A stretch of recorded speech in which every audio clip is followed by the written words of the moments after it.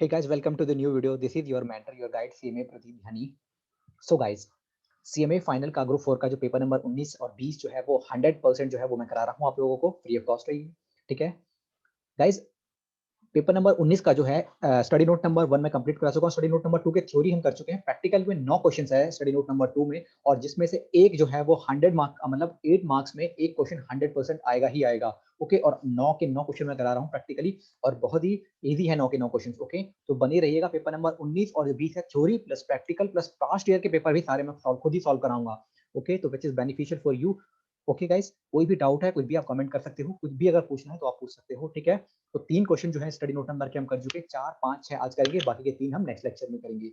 So guys, तो हम start करते हैं अपना क्वेश्चन नंबर 4. सिंपल है, बहुत ही इजी है. क्वेश्चन नंबर 4 में क्या करना है हमें, 4, 5, 6 में इन तीनों क्वेश्चनों को मैं आपको कंसेप्ट बता दे रहा हूँ. हमें क्या होता है कि 4, 5, 6 में ना हमें फाइनेंशियल अकाउंटिंग का प्रॉफिट दिया हुआ है, और हमसे पूछा हुआ है कि ना इसकी रिको बनाओ और हमें कॉस्टिंग का प्रॉफिट दो. फाइनेंशियल अकाउंटिंग का देना है, हमें एडजस्टमेंट करनी, छोटी मोटी एडजस्टमेंट. 8 नंबर फ्री के आ जाएंगे, हम फाइनेंशियल अकाउंटिंग के प्रॉफिट में पहुंच जाएंगे. पढ़ते हैं हम क्वेश्चन. ये कह रहा है कि the financial accounting of Chemical Fertiliser Limited year ended 31 March 2018 को 898,005,000 ये इतना प्रॉफिट था, और profit as per cost accounting record for the same period was less, यानी कुछ कम था. The following detail were extracted from the accounting schedule and cost account. ये डेटा दिया हुआ है आपका, और लास्ट में क्या मांगा हुआ देखना. You are required to prepare a reconciliation statement and arrive at the profit as per cost account for the year ended 31 March 2018. Profit as per financial accounting दिया हुआ है, profit as per cost accounting हमसे मांगा गया है. बेहद ही आसान question है, इसका पूरा सोल्यूशन मैं करा रहा हूँ. स्टडी मटेरियल से सॉल्यूशंस का रेफर मत करना, जो मैं करा रहा हूँ वो रेफर करना. 8 मार्क्स पूरे आपको मिलेंगे. ओके गाइस, चलिए गाइस, अब हम इसको स्टार्ट करते हैं इस क्वेश्चन को. तो मैं अब सॉल्यूशन पर आ जा रहा हूँ, और एक यहाँ पर भी मेरे पास क्वेश्चन ओपन है, तो मैं इसकी हेल्प ले लेता हूँ क्वेश्चन की टर्म्स को अंडरस्टैंड करने के लिए. ओके, आप लोगों के पास स्टडी मटेरियल है, स्टडी मटेरियल देख लीजिएगा. चलिए मैं आ जाता हूँ सॉल्यूशन पे, इसका सॉल्यूशन कराता हूँ मैं आपको. चलिए,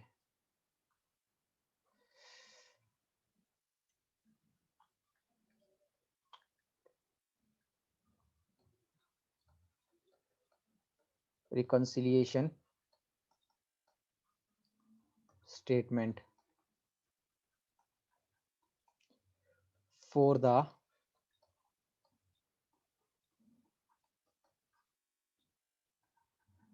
period ended 31st March 18.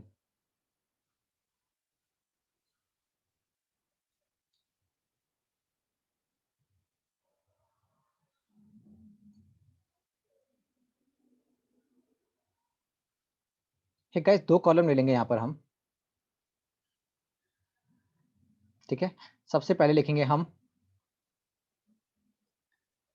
Profit as per financial accounting.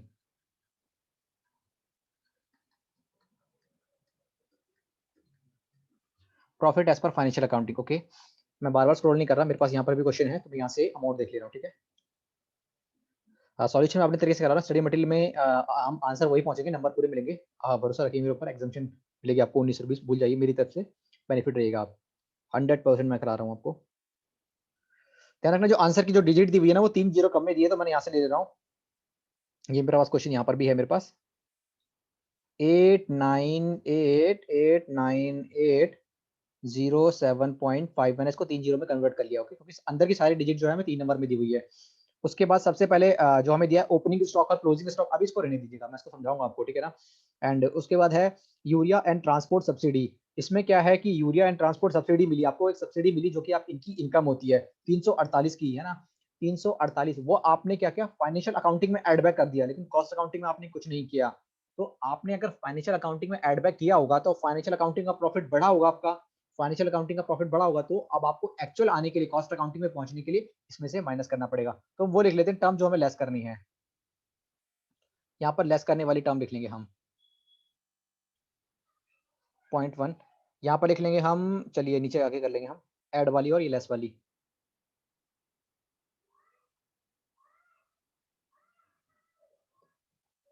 Urea and transport subsidy.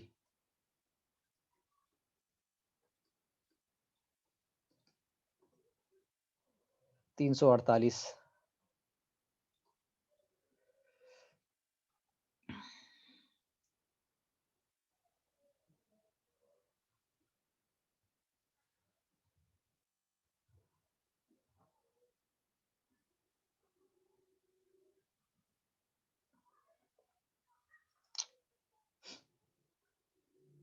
चलिए सर, दूसरा है ऐड बैक करने वाले मैं यहाँ लिख दे रहा हूँ, ठीक है? ऐड बैक करने वाले मैं यहाँ लिख दे रहा हूँ जो ऐड करने हैं हमें। फर्स्ट पॉइंट है एक्सपेंसेस ऑन सीएसआर। आपने क्या किया, कॉर्पोरेट सोशल रिस्पांसिबिलिटी पर आपने खर्चा कर दिया, तो वो खर्चा था आपका 56 का, तो आपने फाइनेंशियल अकाउंटिंग में से खर्चा माइनस कर दिया, लेकिन कॉस्ट अकाउंटिंग में माइनस नहीं किया, तो आपने फाइनेंशियल अकाउंटिंग में जो माइनस कर दिया उसको ऐड बैक कर दो। तो expenses on CSR, expenses on CSR कितना, 56। उसके बाद है आपका profit on sale of fixed asset. आपको इनकम हो गई, फायदा हो गया, आपने आपने क्या किया होगा, फाइनेंशियल अकाउंटिंग में ऐड बैक कर दिया होगा, फाइनेंशियल अकाउंटिंग में ऐड बैक कर दिया, आपको कॉस्टिंग का प्रॉफिट निकालना है, तो आपको क्या करना पड़ेगा, profit on sale of fixed asset को यहां से माइनस करना पड़ेगा। तो दूसरा है हमारा profit on sale of fixed assets, profit on sale of fixed assets, ये है आपका 150, ये भी माइनस कर देना है आपने। उसके बाद है केमिकल यूज इंटरनली। अब इसको ध्यान से समझना, केमिकल यूज्ड इंटरनली को मान के चलिए कि आप उस प्रोडक्ट को बनाने के लिए आपने केमिकल यूज किया, तो उसकी क्लोजिंग वैल्यू दिखा रहा है, क्लोजिंग वैल्यू कह रहा है 382 जो है वो फाइनेंशियल अकाउंटिंग में रिकॉर्ड करी आपने, और 365 जो है वो आपने किसमें करी, 365 आपने किसमें करी, कॉस्टिंग में करी। ध्यान रखना कि इसको हम ट्रेड करेंगे क्लोजिंग स्टॉक को, और मान के चलिए एक सिंपल से ट्रिक बता रहा हूँ इस 8 नंबर को लेने के लिए। हमें क्लोजिंग स्टॉक को ना आप ट्रेड करिए as a income, closing stock को एज अ ट्रेड करेंगे हम एज अ इनकम। तो सोचिए आपने 382 जो है 300 अपना मेरा जो है कैल्सी, वेयर इज माय कैल्सी,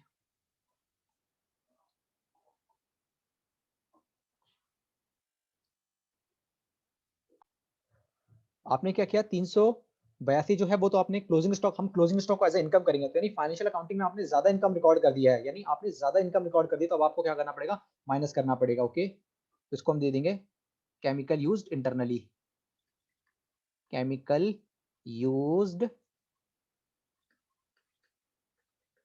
इंटरनली, दोनों का डिफरेंस लेंगे 382 माइनस 365। ओके गाइस, 382 मेरे पास कैलकुलेटर है, आप भी कर सकते हैं यूज, 365 माइनस, सॉरी 382 माइनस 365, ये हो गया 17, 17 भी हम माइनस कर देंगे। ठीक है, मैं आगे क्वेश्चन पढ़ रहा हूँ, मेरे पास क्वेश्चन कैलसी दोनों भी हैं, अभी यूज कर सकते हैं।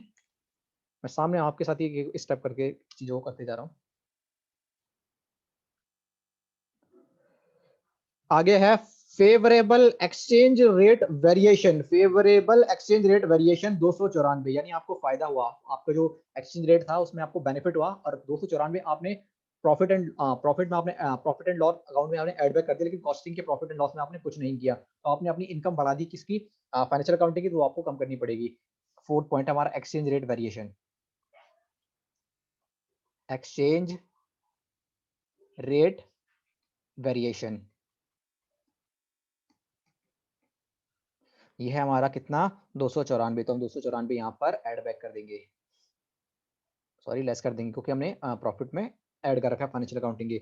उसके बाद अगला पॉइंट है मेरा पोस्ट रिटायरमेंट मेडिकल ग्रांट, यानी पोस्ट रिटायरमेंट के बाद आपने वॉलंटरी रिटायरमेंट के लिए आपने एक्सपेंडिचर खर्च कर दिया, तो वो प्रॉफिट एंड लॉस के अकाउंटिंग में से आपने माइनस कर दिया होगा, लेकिन कॉस्टिंग में आपने कुछ नहीं किया, तो वो आपने माइनस कर दिया होगा, आपने कुछ खर्चा ज्यादा माइनस कर रखा है, तो आपको ऐड बैक करना पड़ेगा, तो यहाँ पर हम ऐड बैक कर देंगे post retirement expenditure, post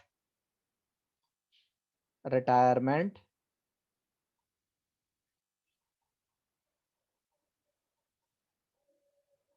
expenditure, post retirement expenditure आपका कितना है, 584, ये आपको ऐड बैक करना है। सो गाइस मैं आगे पढ़ रहा हूँ, अगला है परचेज टैक्स रिफंड 453, यानी आपने जो परचेज टैक्स पे किया था उसमें आपको 453 का रिफंड मिला है, वो आपने फाइनेंशियल अकाउंटिंग में ऐड कर दिया, लेकिन कॉस्ट अकाउंटिंग में कुछ भी नहीं किया आपने, तो फाइनेंशियल अकाउंटिंग में आपने इनकम एक ऐड कर रखी है, तो आपको माइनस करनी पड़ेगी। परचेज टैक्स रिफंड कितना है amount, purchase 453, purchase tax refund, purchase tax refund 453 है ना, 453, ठीक है। अगला पॉइंट जो दिया हुआ है लिटिगेशन 125, आपने कोई केस चल रहा था पुराना, उससे आपको रिकवरी होगी पुराने किसी केस से 125 की, तो अब आपने क्या किया कि फाइनेंशियल अकाउंटिंग में ऐड बैक कर दिया, आपकी इनकम हुई तो आपने फाइनेंशियल अकाउंटिंग में ऐड बैक कर दिया, कॉस्ट अकाउंटिंग में आपने कुछ नहीं किया, तो आपको माइनस करना पड़ेगा फाइनेंशियल अकाउंटिंग से लिटिगेशन रिकवरी, इसको मैं लिख दूंगा prior period litigation recovery, prior period litigation recovery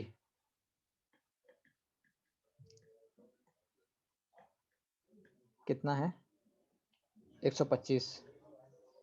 so guys एक लास्ट पॉइंट रह गया हमारा, उसके बाद अब मैं आपको बता दे रहा हूँ कि सिंपल सा, कंफ्यूज होने की जरूरत नहीं है।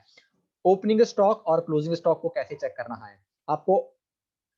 ओपनिंग स्टॉक जो हमने फाइनेंशियल अकाउंटिंग में लिखा है वो दिया हुआ है, क्लोजिंग स्टॉक जो हमने फाइनेंशियल अकाउंटिंग जो फाइनेंशियल अकाउंटिंग ओपनिंग स्टॉक लिखा है, जो क्लोजिंग स्टॉक लिखा है आपको वो अमाउंट दिया हुआ है, और कॉस्ट अकाउंटिंग में जो लिखा हुआ है आपको वो अमाउंट दिया हुआ है। अब आपको क्या करना पड़ेगा, मेरा एक सिंपल सा सूत्र रख लो इस पेपर नंबर 19 के लिए कि ओपनिंग स्टॉक को ना आप मान लीजिए एज अपना एक्सपेंस, और क्लोजिंग स्टॉक को आप मान लीजिए एज अ इनकम, तो आप इजीली समझ जाओगे इस कंसेप्ट को। 8 नंबर के इस मार्क को लेने के लिए ओपनिंग स्टॉक को आप एज अ एक्सपेंस ट्रीट करो और क्लोजिंग स्टॉक को एज अ इनकम ट्रीट करो। अब हम देखते हैं, ठीक है।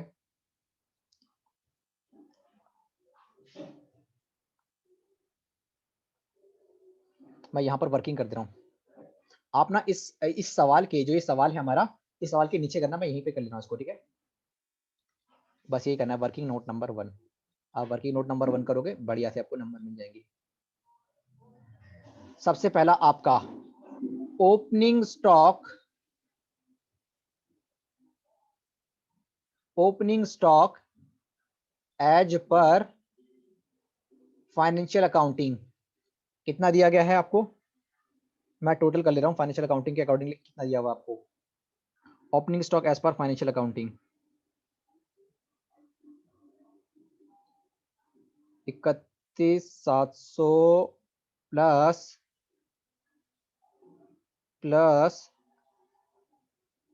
83,220, ठीक है। यहाँ पर हम लिख लेंगे जो भी आएगा। फिर ओपनिंग, मैं शॉर्टकट में लिख दे रहा हूँ, opening stock as per cost accounts,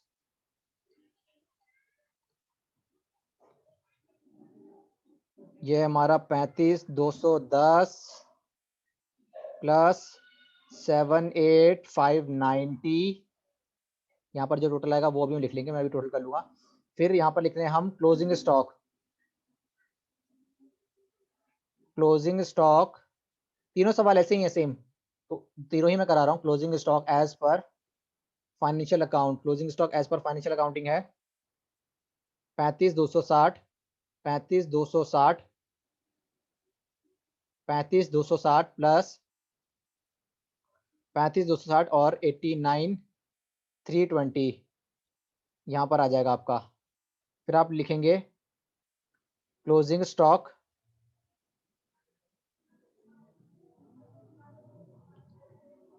as per cost accounting, यह आपका 39,420 प्लस 80,420 प्लस 80,400, चलिए कैलसी का इस्तेमाल करता हूँ मैं, एंड 31,700 प्लस 83,220 ये बनता है आपका 149, 114,920 और 35,210 प्लस 78,590 ये हो गया हमारा 113,800। ओके 113,800। उसके बाद हमें क्या करना है, अब एक बार देख लेना कि मैंने कहा था कि ओपनिंग स्टॉक को आप एक्सपेंस मानना। आप देखना फाइनेंशियल अकाउंटिंग में आपने मान लीजिए ओपनिंग स्टॉक कितना लिखा है 114,920, और क्लोजिंग और ओपनिंग स्टॉक आपने कॉस्ट अकाउंट में क्या लिखा हुआ है 113,800, यानी आपने फाइनेंशियल अकाउंटिंग में अपना खर्चा ज्यादा कर रखा है। तो आपने अगर खर्चा ज्यादा कर रखा है, जो डिफरेंस होगा उसको हम एड बैक कर देंगे। ओके अब देख लेना, बस यहाँ सिंपल सा लिखना difference in opening stock, difference in opening stock, opening stock दोनों को आपस में माइनस कर देना आपको। 114,920 माइनस 113,800, डिफरेंस कितना आया आपका 114,920 माइनस 113,800, डिफरेंस आ गया 1120, 1120 ये 1120, यानी 1,14,920 आपने ओपनिंग स्टॉक में रख रखा है कि वैल्यूएशन कर रखा है, और opening stock as per cost account आपने 113, तो 1120 जो है ना ओपनिंग स्टॉक आपने कहाँ पर फाइनेंशियल अकाउंटिंग में ज्यादा लिख रखा है, यानी आपने ज्यादा एक्सपेंस मान रखा है। मैंने कहा ना ओपनिंग स्टॉक को एज एक्सपेंस ट्रीट कर लेना, तो ओपनिंग स्टॉक तो अब आप ये क्या करोगे एड बैक कर दोगे, तो यहाँ पर आ जाएगा सिंपल सा नाम आएगा difference in opening stock, difference in opening stock 1120 add back हो जाएगा। अब हम देख लेते हैं क्लोजिंग स्टॉक की करते हैं। क्लोजिंग स्टॉक को ट्रीट करेंगे एज अ इनकम। अब closing stock as per financial accounting कितना है 35,260 प्लस 89,320, तो ये हो गया हमारा 124,580, 124,580। और एज पर कॉस्ट अकाउंटिंग हमारा 39,420 प्लस 80,450, ये हो गया हमारा 119। यानी आपने फिर क्लोजिंग स्टॉक ज्यादा लिख रखा है किसमें, फाइनेंशियल अकाउंटिंग में, तो इसको इनकम ट्रीट कर लो। यानी आपने इनकम ज्यादा मान रखी है, इनकम आपने ज्यादा ऐड कर रखी है आपने किसमें, फाइनेंशियल अकाउंटिंग में। तो जो डिफरेंस होगा उसको हम क्या कर देंगे, माइनस कर देंगे रिको करते समय। क्या लिखते हैं हम, डिफरेंस इन क्लोजिंग स्टॉक। तो इन दोनों का डिफरेंस कितना आ जाएगा 124,580 माइनस 119,870, तो ये जो हमारा डिफरेंस आ जाएगा, ये हमारा डिफरेंस हो जाएगा कितना 70 माइनस 124 24,580, ये हम माइनस कर देंगे यहाँ से 4,710, इसका फिर हम टोटल कर देंगे। सेवंथ है डिफरेंस इन क्लोजिंग स्टॉक। बस हो गया हमारा सवाल, इसको हम टोटल कर लेते हैं एक बार, कितना हमने माइनस करना है 348 plus 150 plus 17 plus 294 plus 453 plus 125 plus 4710, ये हमें यहाँ पर लेस करना है 6097। और एड बैक करने वाली चीजें क्या हैं, ये है हमारी 1120 प्लस 584 प्लस 56, कितना 1767, 1760, तो ये हमारा आ जाएगा profit as per cost account. फिर मैं अपनी बुक से मैच करता कि आंसर मैच हो रहा है कि नहीं हो रहा। Profit as per cost accounts, और वी विल गेट 8 नंबर। ये हमारा वर्किंग नोट हो गया, ये हमारी वर्किंग होगी, इस तरीके की वर्किंग करना। 89807, 89807.5 minus 6097 minus 89807.5 minus 6097 plus 1760, we are getting 845,845,70.5। So guys ये हमारा आंसर है। एक बार मैं देख लेता हूँ, फिर हम अपनी बुक्स में भी आ जाते हैं एक बार कि मैच हो रहा है कि नहीं हो रहा। Okay, I am checking. Okay, hey guys, answer is correct. अगर वर्किंग ठीक है हमारी तो आंसर तो हमारा करेक्ट होगा। Okay, so guys reconciliation statement बनाते समय ध्यान रखिएगा, आपको ओपनिंग स्टॉक को, मेरी मान लीजिएगा, ओपनिंग स्टॉक को एज एक्सपेंस ट्रीट करिएगा, क्लोजिंग स्टॉक को आप एज इनकम ट्रीट करिएगा। और जो हम 11 से पढ़ते आ रहे हैं रिकॉन्सिलिएशन स्टेटमेंट कैसे बनाते हैं, करते हैं ना कैश बुक और पासबुक मैच कर देते रिकॉन्सिलिएशन स्टेटमेंट कैश बुक में, तो वही हमें करना है। तो we will get 8 marks. Fourth question हमने कर लिया है, फिफ्थ भी ऐसा ही है, सिक्स्थ भी ऐसा ही है। अब हम जो फिफ्थ और जो सिक्स्थ है वो मैं एज अ वर्किंग अब नहीं कराऊंगा उसको, ठीक है ना, आपको खुद करना है। मैं आपको सारी बता दे रहा हूँ कि क्या क्या हमने इसको पूरी डिटेल में एक्सप्लेन कर देता हूँ उसको मैं, फोर्थ और फिफ्थ को, क्योंकि सिमिलर क्वेश्चन है, बिल्कुल सिमिलर है। वो हम क्वेश्चन पढ़ते हैं अब हम। गाइस बस बने रहिएगा। Paper number 19 20 theory plus practical plus past year के पेपर सब मैं कराऊंगा, no need to coaching. Okay, theory plus practical plus past year के क्वेश्चन जो है वो सारा मैं कराऊंगा। आइए पेपर नंबर हम आ जाते हैं, क्वेश्चन नंबर 5 पे आ जाते हैं हम। सिमिलर है जो क्वेश्चन नंबर 4 था वही हमने किया था। आइए, auto part manufacturing company limited sold a profit for the year 2017-18 में 35,46,700 during the course of cost audit. यानी फाइनेंशियल अकाउंटिंग का प्रॉफिट दिया हुआ है, हमें फाइनेंशियल अकाउंटिंग का प्रॉफिट दिया हुआ है। कॉस्ट अकाउंटिंग में ये सारी ट्रांजेक्शन है, हमें क्या निकालना है, इसमें निकालना है work out the profit as per cost accountant. तो वही हम रिकॉन्सिलिएशन स्टेटमेंट लिखेंगे for the year ended 2017-18। Okay, फिर हम बना देंगे profit as per financial accounting लिखेंगे 35,46। अब हम पढ़ रहे हैं ट्रांजेक्शन क्या है। An old machine net worth of 6,54,000 was sold for 9,30,000. 6,54,000 की वैल्यू का माल 9,30,000 में आपने बेच दिया, तो आपको फायदा हुआ। कितने का फायदा हुआ वो देखते हैं। देखिए 9,30,000 में बेच दिया आपने, कितना, 6,54,000 का सामान। 2,76,000 का, 2,76,000 का जो सामान है वो आपने, आपको फायदा हुआ है। तो फायदा हुआ होगा, आपने फाइनेंशियल अकाउंटिंग में तो एडबैक कर दिया होगा, लेकिन आपने कॉस्टिंग में उसको एडबैक नहीं किया होगा। तो आपने एक्स्ट्रा एडबैक कर रखा है फाइनेंशियल अकाउंटिंग में, तो ये आप माइनस कर दोगे। ओके, आप 276 क्या कर दोगे, माइनस कर दोगे।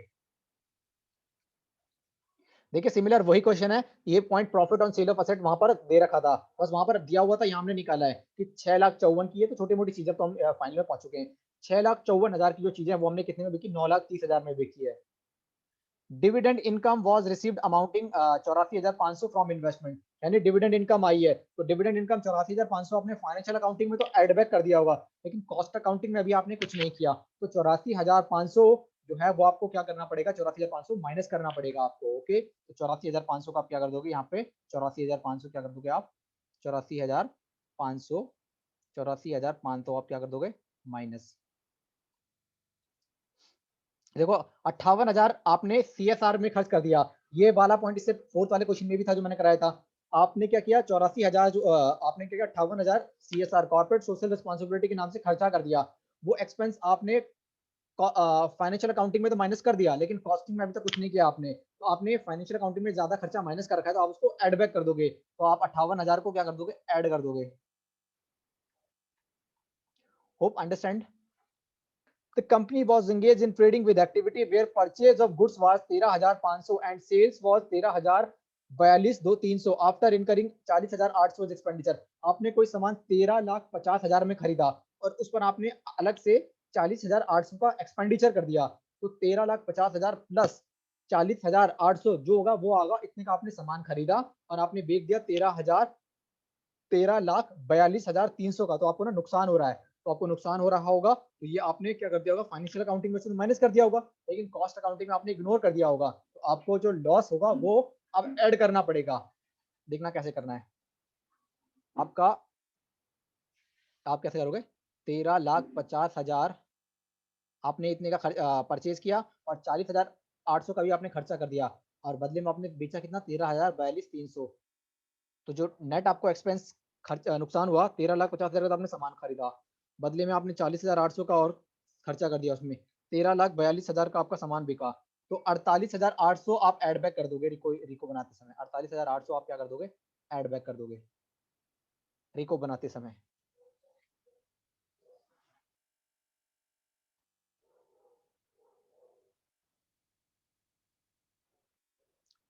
Some renovation expense was carried out at a cost of इतना and its useful life was only 5 years and इसमें ना आगे कुछ और नहीं दिया है, लेकिन आप इसको क्या करोगे, ये फोर्थ फिफ्थ के लिए ही, फोर्थ फिफ्थ के लिए आप इसको क्या कर लोगे, रिनोवेट कर लोगे, क्वेश्चन थोड़ा आगे सा कम है।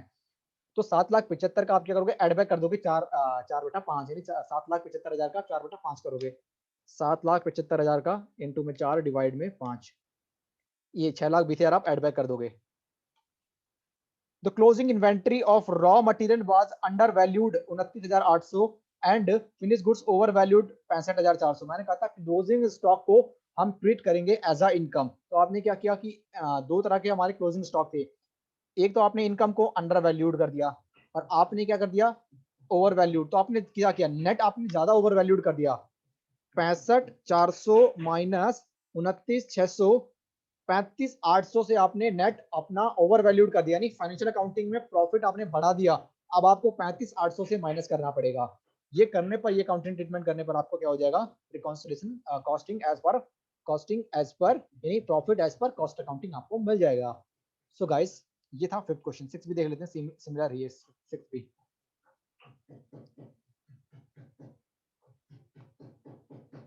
वही हमें प्रॉफिट एज पर वही फाइनेंशियल अकाउंटिंग दिया हुआ है, फिर हमें कॉस्टिंग का प्रॉफिट निकालना है, तो देखना ये तो ट्रीटमेंट आप समझ गए ना, वैल्यूएशन ऑफ ओपनिंग स्टॉक और क्लोजिंग स्टॉक, हम देखेंगे इन दोनों का टोटल कर देंगे, फाइनेंशियल अकाउंटिंग का प्रॉफिट कितना है और कॉस्टिंग का कितना है, जो है डिफरेंस है उसे हम एडजस्टमेंट कर देंगे। ओपनिंग स्टॉक को हम एज अ एक्सपेंस ट्रीट करेंगे, क्लोजिंग स्टॉक को एज अ इनकम ट्रीट करेंगे।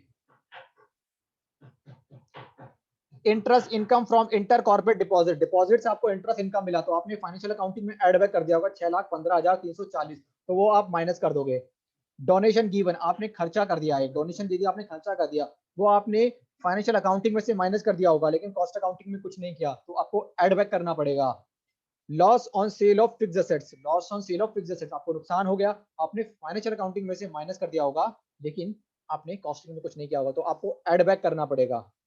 Value of cement taken over for on consumption, मैंने कहा था ना value of cement taken for on consumption, आप जो सीमेंट मान लीजिए आप यूज कर रहे थे, उसमें जो क्लोजिंग वैल्यू रहेगी उसकी 3,82,960 जो है वो उसकी फाइनेंशियल अकाउंटिंग में है, और 3,65,426 जो है वो कॉस्ट अकाउंटिंग में है। तो यानी ये दोनों मान लीजिए क्लोजिंग स्टॉक है, तो तीन जो भी डिफरेंस है, यानी फाइनेंशियल अकाउंटिंग में आपने इनकम ज्यादा ले रखी है, तो आप जो इन दोनों का डिफरेंस होगा वो यहाँ पे माइनस कर दोगे। सिमिलर थर्ड क्वेश्चन की तरह है ये भी। Cost of power drone from on wind mill,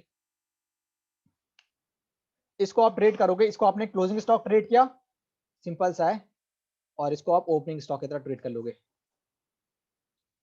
यानी आपने ओपनिंग स्टॉक 49 लाख यानी और लिखा है कॉस्टिंग में, और 36 लाख लिखा हुआ आपने फाइनेंशियल अकाउंटिंग में, तो आपने कॉस्टिंग में खर्चा ज्यादा लिखा हुआ है।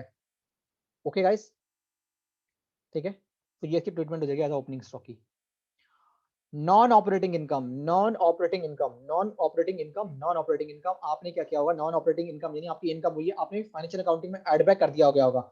आपने क्या किया होगा, ऑपरेटिंग नॉन ऑपरेटिंग इनकम आपको हुई, आपने फाइनेंशियल अकाउंटिंग में एड बैक कर दिया होगा, लेकिन आपने जो कॉस्ट अकाउंटिंग वहां कुछ नहीं किया था, आपने इनकम एड बैक करके फाइनेंशियल अकाउंटिंग में एक्स्ट्रा, तो आप इसको माइनस कर देंगे। वॉलंटरी रिटायरमेंट कंपनसेशन बिल्कुल उसी तरह है जो हमारे से पहले क्वेश्चन में था, फिफ्थ क्वेश्चन में भी था, थर्ड क्वेश्चन में था। वहां पर हमने क्या किया था कि आपने खर्चा जो है माइनस कर दिया वॉलंटरी रिटायरमेंट के नाम से, किसमें माइनस कर दिया हमने, फाइनेंशियल अकाउंटिंग में, तो हम एड बैक कर देंगे यहाँ पर।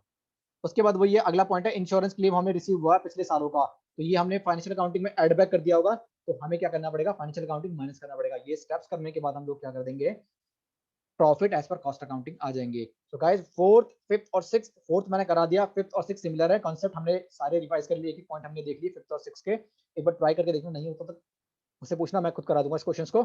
सो फोर्थ, फिफ्थ, सिक्स्थ हमने कवर कर दिया, 3 क्वेश्चन स्टडी नोट नंबर के रह गए, बाकी ये भी कंप्लीट हो जाएगा। So guys we will re again our new lecture in next lecture. Okay, so best of luck for the next lecture.